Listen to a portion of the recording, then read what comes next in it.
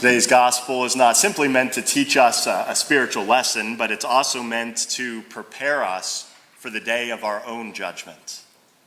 One day when the master returns, he's going to settle accounts with each one of us. And so this parable is really about the day of our judgment. And one of the things I find interesting about the parable today is the response of the third man.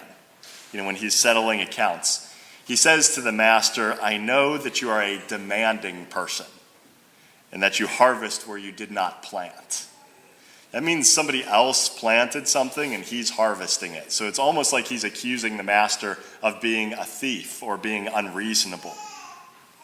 And so what we can see is that this man didn't know the master very well. The master symbolizes Jesus Christ. And this individual has a very corrupted notion of who Jesus is. And rather than seeing the master as being someone who's generous, who's given him these talents, and he sees the master as being unreasonable. And that's one of the effects of the fall. One of the things that happened in the Garden of Eden is that humanity's perception of who God is was distorted. And that happens often to us. Sometimes people are resentful and they say, well, how can the Lord demand that I follow all these rules? Or how can he demand these things? People don't recognize the goodness of God and that he's provided us with everything we need out of an abundance of his goodness. The reality is it's not a burden to serve God. He's not making unreasonable demands of us. If we want to think of an analogy, if we think about a father who goes to work, 5 days a week and works long hours, over time, that work may wear on him and he might get exhausted. And there might be some rough days at work where he's like, I would just rather not be here. But when he sees his wife and his children, because he loves them, it makes it worthwhile. It makes all the sacrifices worth it. And a good father, if necessary, would even be willing to do more and to sacrifice more if his family needed it for their survival. A good father is not going to look at his family eating at the dinner table and be like, "Oh, I really wish I didn't go to work today and have this food for you." He's not going to be thinking that. Love makes the sacrifice something that we're able to bear and even bear joyfully. To know Jesus Christ means to encounter goodness himself. If we really encounter Jesus Christ in a way that we see him as he truly is, or some sense of him, then we can't help but want to serve him and to lay down all of our gifts and to lay down our lives in his service. Because to know him is to love him, and to love him is to want to serve him. Whatever he wants, wherever he leads us, whatever path he wants us to go on, we'll want to do that because we'll see in him a goodness beyond any other goodness within our lives. And so there's no greater honor than to be able to lay down our gifts at his service. This servant did not know the master. He didn't recognize who it was that he was being invited to serve. And so the question I'd throw out for us to reflect upon regarding today's gospel is not, first and foremost, whether we're using our talents well. The question I'd throw out is a more fundamental question, is whether we really know Jesus Christ or not. Have we had an encounter where we've seen our Lord and seen his goodness to the point that the natural response in our heart is to want to serve him and to lay down our lives for his sake and to serve him without reserve?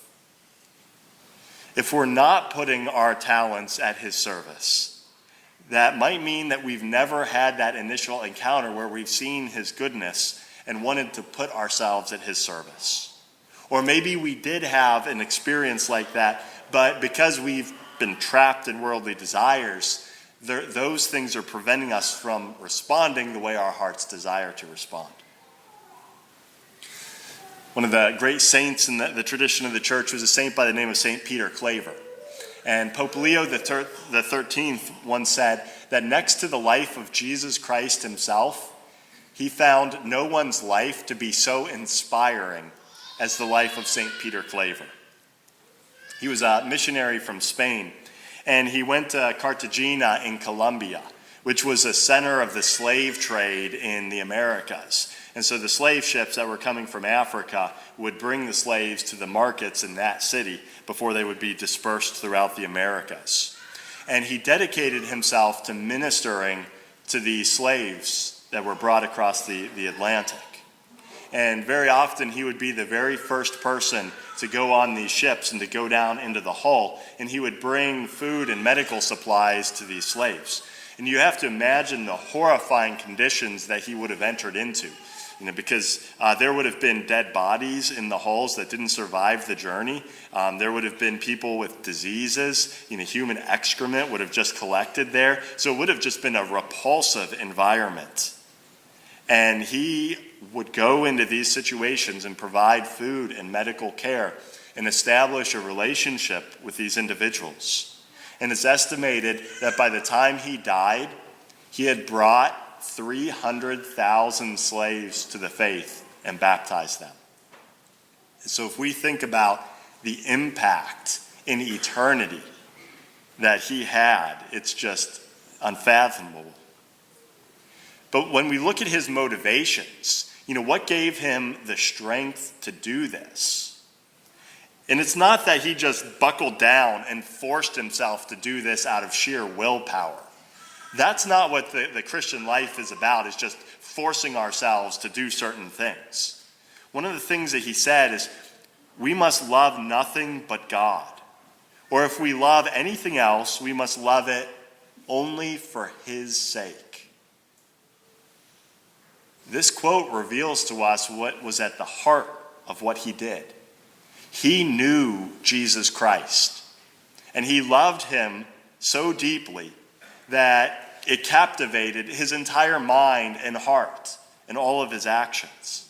And so that was the source of his entire ministry. That's what led him to do what he did. It's because he first knew Jesus Christ, and because he saw goodness himself, he responded with love and with service. And all the trials and all the crosses that he faced, he did that because of the strength that flowed from knowing Jesus Christ.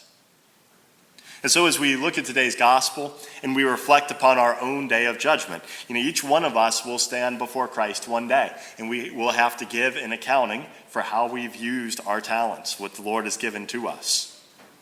But the question I'd ask for us to reflect upon is, do we know Jesus Christ? And have we encountered him to the point where we can't help but give ourselves totally and freely to his service?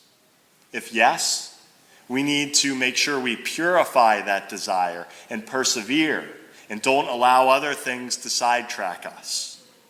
If our answer is no, that we haven't encountered Christ that way, then that's what we need to seek in prayer.